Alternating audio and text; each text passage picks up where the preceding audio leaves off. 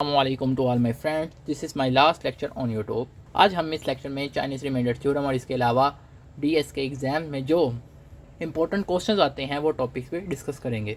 तो सबसे पहले बात करते हैं कि चाइनीज़ रिमाइंडर थ्योरम को हम क्यों यूज़ करते हैं। चाइनीज़ रिमाइंडर थ्योरम तब यूज़ करते हैं जब हमारे पास दो या दो से ज़्यादा एक्सप्रेशंस हों, और इसको हम इसलिए यूज़ करते हैं ताकि हम अपनी एक्स की वैल्यू को डिटरमाइन कर सकें कि हमारी एक्स की वैल्यू क्या। याद रहे कि एक्स की वैल्यू जो यहाँ पे होगी वही यहाँ पर होगी, वही यहाँ पर होगी। जब आप आगे क्वेश्चंस करेंगे, समझेंगे, तो आपको ये समझ आ जाएगी। तो एक्स की वैल्यू को फाइंड करने के लिए हमें चाइनीज़ रिमाइंडर थ्योरम यूज़ करना पड़ता है। अब हमें कोई भी एक्सप्रेशन दिया, हम कहेंगे कि हमारे इस तरफ वाली जो टर्म है ये ए है, और साथ में मोड के साथ जो टर्म है इस तरफ वो है एम। तो जैसा कि ये तीन एक्सप्रेशन है, तो मैं कहूँगा A1 ये है, ये A2 है, ये A3 है, इसी तरह ये M1 है, ये M2 है, ये M3 है। बट x को फाइंड करने का फार्मूला क्या है, तो ये देख लें। अब x का जो फार्मूला है वो ये है A1 M1 कैपिटल में, याद रखें ये जो है ये कैपिटल नहीं है, ये स्मॉल M1 M2 है, और यहाँ पे क्या है, कैपिटल है। तो हमारे पास हर एक्सप्रेशन में A1 भी है, A2 भी है, A3 है, बट ये क्या है, इसे कैसे फाइंड करेंगे। और ये M क्या है, नो डिफ़िकल्ट। जो कैपिटल M होता है वो इज इक्वल होता है जितने भी छोटे m हैं, मीन्स के स्मॉलेस्ट m है, उन सबको अगर हम मल्टीप्लाई कर दें। तो यहाँ पे m 3 है, तो टोटल M1 M2 और M3, तो इनको मल्टीप्लाई करें, जो हमारे पास आंसर आएगा वो हमारे पास कैपिटल M होगा। तो यहाँ से हमें m पता चल गया कि हमारा m क्या है, 105। बट अभी भी हमारे पास ना M1 है ना M1 इन्वर्स है, इसी तरह ये नहीं है।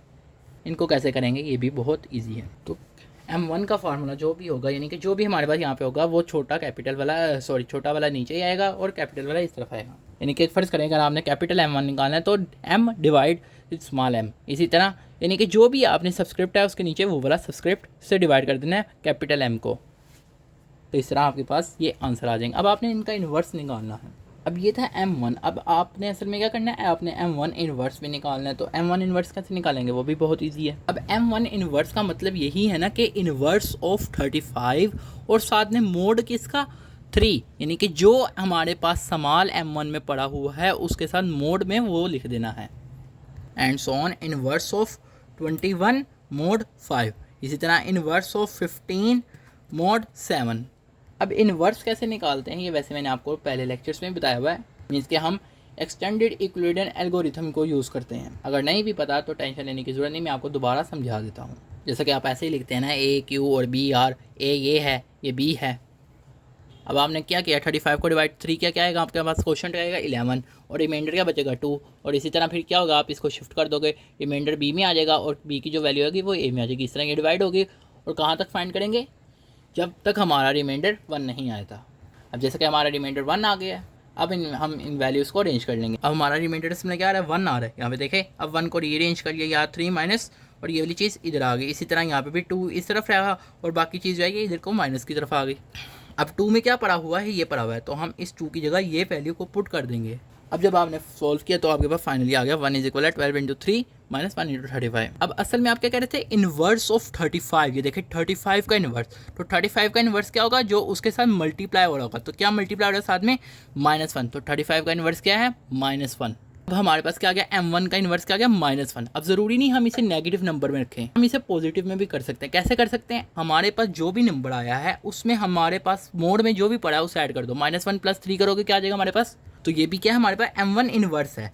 अगर हम 2 में +3 करें वो 5 होगा, वो भी हमारे पास M1 इन्वर्स होगा। हम +2 करते जाएंगे, जो नंबर +3 जो यानी कि हमारे पास मोड के साथ है, जो हम ऐड करते जाएंगे वो हमारे पास M1 इन्वर्स ही निकलेगा। लेकिन बस हमने ऐसे निकालना है कि वो हमारे पास पॉजिटिव नंबर बन जाए। तो अब हमारे पास क्या आ गया, M1 इन्वर्स 2 आ गया। इसी तरह हमने M2 इन्वर्स निकालना है और M3 इन्वर्स निकालना है बाय यूजिंग दिस मेथड। अब ये मैं आपको समझा नहीं रहा, मैंने यहाँ पर डायरेक्ट कर दिया है क्योंकि मैंने आपको पहले ऊपर भी समझा दिया हुआ है। अब असल में हम क्या निकाल रहे हैं, इन्वर्स ऑफ 21 निकाल रहे हैं। तो 21 के साथ क्या मल्टीप्लाई हो रहा है, अगर हम देखें 21 के साथ कुछ भी मल्टीप्लाई नहीं हो रहा, मतलब कि क्या हो रहा है, किस्म का 1 मल्टीप्लाई हो रहा है। 21 के साथ जो चीज़ मल्टीप्लाई हो रही है, क्योंकि हमने निकालना है इन्वर्स ऑफ 21 का इन्वर्स क्या है, 1। मतलब कि M2 का इन्वर्स क्या आया, 1 आया। हम चाहें तो 1 प्लस जो हमारे पास 1 + 5 तो क्या होता है 6, तो M2 इन्वर्स 6 भी होगा। 6 में +5 करेंगे 11, वो भी M2 का इन्वर्स होगा। बट हम कोशिश करते हैं अगर हमें पॉजिटिव नंबर मिल गया हम आगे मज़ीद प्लस करके नहीं निकालते, निकालने को निकाल सकते हैं, कोई रिस्ट्रिक्शन नहीं है। इसी तरह इन्वर्स ऑफ 15 मोड 7 करेंगे तो ये इस तरह होगा। यहाँ पे लिखेंगे, अब देखें 15 के साथ कुछ मल्टीप्लाई नहीं हो रहा, मतलब कि 1 मल्टीप्लाई हो रहा है। तो फिर 15 का इन्वर्स क्या होगा, जो उससे मल्टीप्लाई हो रहा है, मतलब कि 1। तो इनवर्स ऑफ 15 क्या होगा, हमारे पास 1 होगा। मतलब क्या हमें पता चल गया कि हमारे पास M3 इनवर्स जो है वो भी क्या है, 1 है। अब ये देखिए जो निकला है मैंने निकलिया M1 का इनवर्स 2 है, M2 का इनवर्स 1 है, M3 का इनवर्स 1 है। अब हमारे फार्मूला में कहता है x equal A1 into M1 M1 inverse. तो जो लिखा हुआ है वो सारी चीज़ें यहाँ पे पुट करते जाएँ। तो आपने इन सबको इस तरह लिख लिया। फाइनली जब आप इसको मल्टीप्लाई करेंगे एंड देन सम करेंगे तो आपके पास आ जाएगा 233 और साथ में क्या है मोड और 105। मतलब कि ये सारे का जब आप सम करेंगे तो 233 आएगा। और जब आप 233 मोड 105 लेंगे, मतलब कि जब आप 233 को 105 से डिवाइड करेंगे तो आपके पास जो रिमाइंडर आएगा वो क्या आएगा, तो रिमाइंडर क्या आएगा 23। मतलब कि ये जो हमारा x है ये क्या है 23। मतलब कि यहाँ पे हम क्या डालेंगे 23, यहाँ पे भी क्या डालेंगे 23, यहाँ पे भी डालेंगे 23। तो ये देखिए 23 डाला, इस तरह ये सारा कुछ पुट कर दिया 23 x की जगह। अब इसको चेक भी करना है। वैसे तो आंसर ट्रू आता है बट बाद का स्टूडेंट्स गलती कर देते हैं। तो अगर आपके पास पेपर में टाइम हो और आपको लग रहा हो गलती है तो आप उसे चेक भी कर सकते हैं, मतलब कि 23 डाल के। वैसे तो आपका आंसर x इक्वल 23 तक फाइनल है, but for the check purpose आप इसे चेक भी कर सकते हो। उसका मैंने आपको तरीका बताया था कि इस तरफ यानी कि m में जो भी नंबर है उसे डिवाइड कर दो जो यहाँ पे है माइनस जो यहाँ पे है। तो 3 डिवाइड 23 माइनस हो। इसी तरह यहाँ पे क्या करेंगे 5 डिवाइड 23 माइनस 3।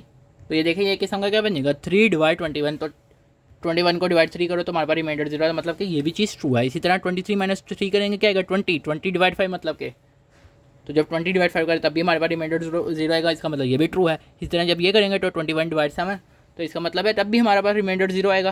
तो मतलब कि ये ट्रू है, मतलब कि x हमारा वाकई में ही 23 है। अब ये था चाइनीज़ रिमाइंडर थ्योरम का एक टाइप का क्वेश्चन। अब दूसरे टाइप का क्वेश्चन भी आता है, वो भी आपको समझाया ताकि आपको एग्जाम में डिफिकल्टी ना हो। अब ये जो क्वेश्चन है इसे भी हमने चाइनीज़ रिमाइंडर थ्योरम से फाइंड करना है।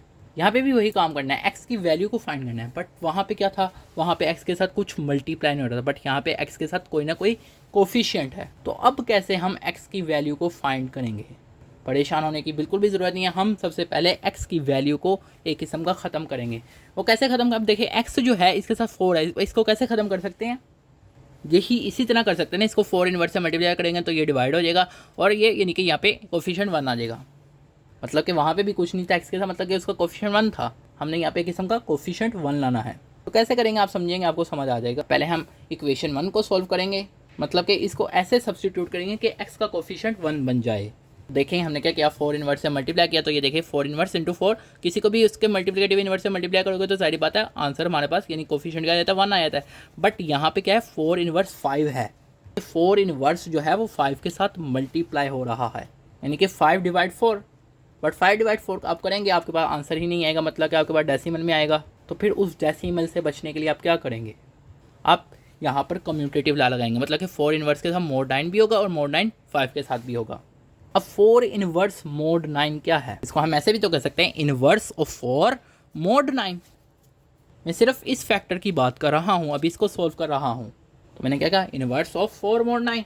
तो ये नहीं कि क्या हुआ, जो हमारे पास बड़ा नंबर होता है उससे मैंने कहा a होता है, छोटा नंबर b होता है। तो ऐसे कि 9 डिवाइड 4 किया हमारे पास क्या आया क्वेश्चन 2 आया और रिमाइंडर क्या आएगा 1 आएगा। तो फिर जब मैंने 1 को रीअरेंज करके लिखा तो ये ऐसे हो गया।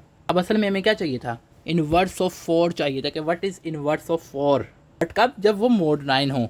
तो देखिए क्या है हमारे पास 4 इनवर्स, 4 का इनवर्स क्या होता है, उसके साथ जो चीज़ मल्टीप्लाई हो रही है, क्या मल्टीप्लाई हो रहा है -2। तो -2 क्या 4 का इनवर्स है। ये देखें 4 इनवर्स क्या आया -2 आया। बट मैंने आपको कहा है कि इसे आपने पॉजिटिव बनाना होता है, तो पॉजिटिव बनाने के लिए करते हैं आपके पास जो भी आपके पास इनवर्स आता है उसमें आप मोड को ऐड कर देते। तो -2 + 9 करेंगे क्या होगा 7 हो जाएगा। आपका 4 इनवर्स आल्सो इक्वल या कॉन्ग्रुएंट है किसके 7 के। मतलब कि इस पूरे की जगह क्या आ जाएगा 7 आ जाएगा या -2 आएगा, जो मर्जी डाल लें, लेकिन हम कोशिश करते हैं पॉजिटिव नंबर डालें। तो ये देखें 4 इनवर्स मोड 9 की जगह ये आया 7, तो 7 × 5 क्या हो गया 35 मोड 9। अब अगर आप देखें आपकी ये जो इक्वेशन है ये एक किस्म की इस फॉर्म में ट्रांसफॉर्म हो गई है। तो मतलब कि चाहे ये चीज़ हो या ये चीज़ हो, बात क्या है सेम है। अब इसी तरह अगर आप यहाँ पे देखें 2x जो है वो क्या है कॉन्ग्रुएंट है 6 मोड 20 के। अब इसमें भी हमने कोफिशिएंट x का 1 बनाना है। तो देखिए आपने यहाँ पे क्या करेंगे 2 इनवर्स से मल्टीप्लाई कर देंगे, ताकि यानी कि जो भी है उसको उसके मल्टीप्लिकेटिव इनवर्स से मल्टीप्लाई करेंगे बोथ साइड पे। तो ये देखें 2 इनवर्स × 2 किया, इसी तरह 2 इनवर्स × 6 किया और साथ में मोड 20। अब ये देखें 2 इनवर्स का मतलब क्या था 1/2 होता है, तो 6 डिवाइड 2 किया क्या आएगा हमारे पास 3 आएगा। देखें अगर हमारे पास आंसर जो है वो इंटीजर में ही आए तो हम उसे डिवाइड कर देते हैं। अगर हमारा आंसर इंटीजर में ना आए तो फिर हम उसको इस प्रोसेस के ज़रिए गुजारते हैं और फिर आंसर लिखते हैं। तो यहाँ पे जब हमें डायरेक्ट मिल रहा है तो हम डायरेक्ट करेंगे। अब हमारा क्वेश्चन क्या हुआ, एक किस्म की ये जो क्वेश्चन है ये इस तरह की फॉर्म में चेंज हो गया। चाहे ये फॉर्म हो या ये फॉर्म हो, सेम है बात, क्योंकि अभी हमने सारे प्रोसेस किए तो हैं। अब हम यहाँ पर चाइनीज़ रिमाइंडर थ्योरम लगाएंगे। याद रहे कि चाइनीज़ रिमाइंडर थ्योरम कब लगेगा? जब हमारे पास x का कोफिशिएंट 1 हो। अब यहाँ पर आप वो सारा प्रोसेस करें जो अभी मैंने लास्ट क्वेश्चन में आपको करवाया था, मतलब कि ये जैसा कि a1 है, ये a2 है, ये m1 है, m2 है, इस तरह आप m निकालें, इसी तरह m1 इनवर्स निकालें एंड सो ऑन, और आफ्टर वैल्यू पुट करें और आप अपना आंसर भी कमेंट सेक्शन में बताना कि आपके पास यहाँ पे x क्या आ रहा है। अब हमने ये जितने भी टॉपिक पढ़े थे ये सारे कॉन्ग्रुएंस से रिलेटेड थे। अब इनकी एप्लीकेशंस के बारे में पढ़ लेते हैं, जिसमें से MCQs आ जाते हैं। अब पहला टॉपिक है हैशिंग। तो क्या एप्लीकेशन जो है कॉन्ग्रुएंसेस की, उसमें पहली जो है वो हैशिंग है। अब हैशिंग क्या होती है मैं आपको सिर्फ इतनी समझाऊंगा कि अगर आपको एग्जाम में कोई क्वेश्चन आए तो आप इसे सॉल्व कर लें। अब ये देखिए, ये कुछ आपके पास एलिमेंट्स हैं या सीट नंबर्स हैं या समझ लें रोल नंबर्स हैं, मतलब कि ये, और साथ में मोड 10 है। 10 का मतलब है कि आपके पास मोड 10 का मतलब है यानी कि आपके पास टोटल 10 चेयर्स हैं, बट उनका सीक्वेंस क्या 0 से लेकर 9 तक, यानी कि 0 से लेकर जहाँ तक मोड होगा -1। अगर 10 है तो 10 - 1 9। अब आपने इन रोल नंबर्स को इस मोड के मुताबिक बिठाना है। अब सबसे पहला रोल नंबर क्या है 12, तो 12 मोड 10 क्या होगा 2 होगा, मतलब कि जब आप 12 को डिवाइड करोगे 10 से तो आगे बाद जो रिमाइंडर आएगा वो 2 आएगा। तो मतलब कि आप 2 नंबर वाले इंडेक्स पे या चेयर नंबर 2 पे आप उसको 12 रोल नंबर को बैठा देंगे। इसी तरह जब 19 है तो 19 मॉडुलस 10 करेंगे तो 9 आएगा, तो मतलब कि आप 9 सीट नंबर पे बैठा देंगे। इसी तरह आप 17 को 7 वाली सीट पे बैठाएंगे, इसी तरह 23 को 3 वाली सीट पे बैठाएंगे। अब आगे बात 59 की। अब जब आप 59 मॉडुलस 10 करेंगे तो आपके पास क्या आएगा 9। तो अब देखें, आप 59 को 9 नंबर वाली सीट पे बैठाना चाहते हैं क्योंकि आप हैशिंग कर रहे हैं। तो अगर आप देखें 9 सीट नंबर पे पहले ही 19 रोल नंबर जो है वो बैठा हुआ है, तो अब आप 59 को कैसे बैठाएंगे? आप क्या करेंगे 9 से अगला सीट नंबर जो होगा, फिर अगर 9 पे कोई बैठा हुआ है इन केस, तो आप उससे अगली सीट पे, तो ये क्या होगा 19 से आगे क्या सीट बनती है, एक किस्म की 0 ही बनती है 9 से, तो आप फिर क्या करेंगे 59 को जो है यहाँ पर बिठा देंगे। इन केस अब आपको कहा जाता है कि 69 रोल नंबर वाले को भी बिठाओ, तो 69 को भी मॉडुलस 10 करेंगे, क्या आएगा 9 आएगा। अब 9 सीट नंबर पे तो 19 भी बैठा हुआ है, फिर आप क्या करेंगे उससे आगे जाएंगे, अब वहाँ पे देखेंगे 59 बैठा हुआ है, तो आप क्या करेंगे फिर 69 को उससे अगले पे बिठाएंगे। अब यहाँ पर हम असल में क्या कर रहे हैं, यहाँ तक हमने जितना भी काम किया वो बिल्कुल सही हुआ। तो यहाँ तक हमने जितना भी काम किया था वो एक किस्म का था हैशिंग, मतलब कि हैशिंग में हम क्या कर रहे थे, जो नंबर था उसका मोड लेते थे और हम उसे उस सीट पर बिठा देते थे। बट अगर वो नंबर पे कोई बैठा होता था पहले से रोल नंबर, तो हम क्या करें हम उससे अगले इंडेक्स पे जाते हैं। अब जब हम उससे अगले इंडेक्स पे जाते थे उस स्टेप को हम कहते हैं लीनियर प्रोबिंग। अब आपके माइंड में तो आ रहा होगा कि ये जो चीज़ें हैं ये तो सिंपल से ये पता है, बट MCQs के पर्सपेक्टिव से भी आपको पता होनी चाहिए। अब ये लॉजिक तो आपको पता चल गई है, MCQs में क्या आता है। MCQs में इस तरह की आपको कोई भी तरतीब दे देता है वो, और वो आपको कहता है कि आपने, यानी कि अब मिसाल के तौर पे आपने क्या किया 23 तक तो सही चला। MCQs में ये भी पूछा जाता है 23 को किस इंडेक्स पे बैठाएगा, आप कहेंगे 3 पे बैठाएगा, तो ये तो सिंपल चीज़ है। बट जब कोलिजन अकर होती है उससे रिलेटेड ज़्यादा क्वेश्चन आते हैं, मतलब कि लीनियर प्रॉब्लम से ज़्यादा क्वेश्चन आते हैं। मतलब कि 23 के बजाय आपने 59 को बैठाया, आपने 19 पे बैठाना था, यानी 9 पे बैठाना था, 9 सीट पे, यानी 19 की जगह बैठाना था, बट आपने उसे कहाँ बैठाया है 59 पे। तो आपने कितने के बार बैठाया, यानी कि आप कितने स्टेप आगे गए हो, यानी कि आपने बैठाना तो 9 पे था, लेकिन 9 सीट के बाद आप कितनी सीटें आगे गए हो, कितनी सीट बाद जाके आपने बैठाया है उसे। 59 को कितनी सीट पर बैठाया 9 के बाद 1 सीट बाद। तो ये भी MCQ आ जाता है कि आफ्टर हाउ मैनी टाइम्स आपने 59 को बिठाया किसी सीट पे। इसी तरह आपसे 69 के बारे में पूछा कि 69 को आपने कितने सीट नंबर्स के बारे बैठाया। पहले 69 जारी बात है इधर आया है, तो इधर देखा यहाँ पे भी फिल है, आगे गया वहाँ पे भी फिल है, फिर उससे आगे देखा खाली था वहाँ बैठा दिया। तो आफ्टर कितने टाइम 2 टाइम्स, यानी कि पहले यहाँ पे आया, यहाँ पे भी नहीं बैठ सका, यहाँ पे भी नहीं बैठ सका, तो यहाँ पे बैठ गया। तो इस तरह लीनियर प्रोबिंग से रिलेटेड MCQs आते हैं। अब यहाँ से आपको एक और सिंपल MCQs आ सकता है। फर्ज करें आप इतने ज़्यादा नंबर्स आपने डाल दिए हैं कि वो फिल हो गया है। अब कोई और जब नंबर डालते हैं तो वो सारी सीट फिल होती हैं, मतलब कि नो स्पेस। तो आप क्या करेंगे, फिर आप उस नंबर को किसी भी जगह नहीं बिठाएंगे। तो ये आंसर है। अब बात करते हैं चेक डिजिट की। ये भी एक एप्लीकेशन है कॉन्ग्रुएंसेस की। अब जैसा कि आपको पता है कि इवन पैरिटी बिट कौन सी होती है और पैरिटी बिट क्या होती है। अब ये देखें, ये कैसे पता चलेगा ये एक इवन पैरिटी बिट है। ये देखें, ये जितने भी नंबर्स हैं, कितने नंबर ऑफ वंस है 1 2 3 4। अब ये 4 नंबर्स हैं। अब इसका मतलब है कि ये जो है इवन पैरिटी बिट है। बट अगर मैं आपसे ये पूछूं कि ये कौन सी पैरिटी बिट है, तो नंबर्स आप देखें 1 2 3 4 5, तो टोटल 5 तादाद है नंबर ऑफ वंस की। इनके नंबर ऑफ वंस क्या है, ओड हैं। तो इससे आपको पता चला क्या है, ये ओड पैरिटी बिट है। अब बात करते हैं कि इससे रिलेटेड क्वेश्चन कैसे आता है या उसे कैसे सॉल्व करते हैं। क्योंकि एमसीक्यू जो आता है वो आपसे ये पूछा जाता है कि इसमें बताएं कोई एरर है या नहीं। कैसे बताएंगे, बहुत ईजी है।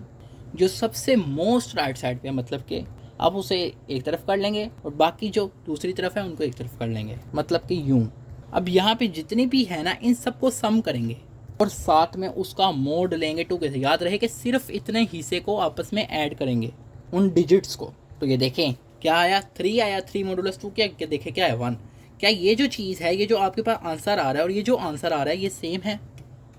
अगर ये सेम आता है तो इट मीन्स के इसमें कोई एरर नहीं है। एक और क्वेश्चन कर दे ताकि आपकी मजीद बेटर अंडरस्टैंडिंग हो। अब ये देखिए, एक और क्वेश्चन है, आपने क्या करना है, इस हिस्से को एक तरफ कर लेना है और जो लास्ट पे है उससे अलग कर लेना है।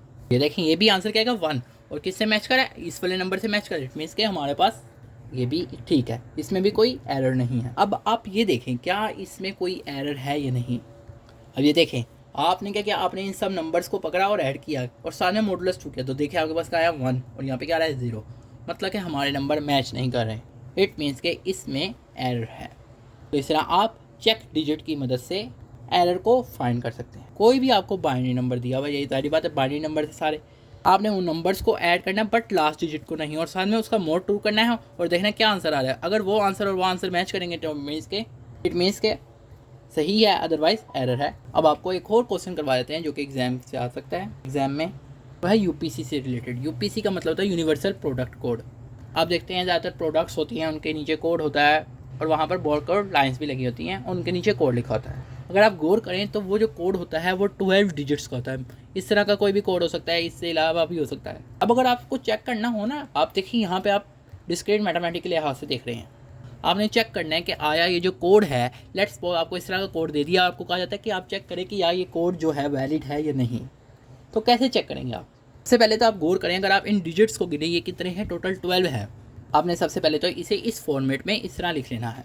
फिर आपने क्या करना है, आपने हर नंबर को मल्टीप्लाई करना है 3 से। बट कौन से, इसको करना है, इसको करना है, इसको करना है, मतलब कि एक छोड़ के एक एक नंबर को करना है और शुरू करना है फर्स्ट नंबर से। मतलब कि यूँ इसे किया, इसे किया, इसे किया, एक एक छोड़ के करने हैं सारे नंबर्स को। मतलब कि जितने भी नंबर इवन इंडेक्स पे पड़े हैं उनको आपने मल्टीप्लाई 3 करना है। ये देखें ना, ये एक इवन इंडेक्स है, यानी कि 0 है, ये 2 है, ये 4 है एंड सो ऑन। अब ये जो भी आंसर आपके पास आ रहे हैं ना, आपने इन सब को ऐड करना है। तो आप जब भी इन सब नंबर को ऐड करेंगे, मतलब कि इन सब को, तो आपका आंसर आ गया 44 आ गया। तो आपके पास जो भी आंसर आएगा आपने उसका मोड लेना है 10 से। अगर मोड 10 लें और उसका आंसर 0 आ जाए तो इट मीन्स के आपका ये जो यूपीसी है यानी यूनिवर्सल प्रोडक्ट कोड है ये वैलिड है। अब जैसा कि अगर आप करेंगे, यहाँ पे आपके पास रिमाइंडर आएगा 4 जो कि नॉट इक्वल टू 0 है। इट मीन्स के आपका ये जो यूनिवर्सल प्रोडक्ट कोड है ये इनवैलिड है। अब एक और क्वेश्चन करते हैं, लास्ट क्वेश्चन लास्ट लेक्चर का। अब आपने क्या करना है, यहाँ पे आपको कोई कोड दिया हुआ है और आपने x की वैल्यू को फाइंड करना है कि व्हाट इज़ x, मतलब कि हमारा 12वां डिजिट क्या है। देखिए अगर आप इनको गिनेंगे टोटल 11 डिजिट्स हैं, 12वां डिजिट आपको नहीं दिया गया और आपने 12वां डिजिट फाइंड करना है। कैसे करेंगे, बहुत ईजी है।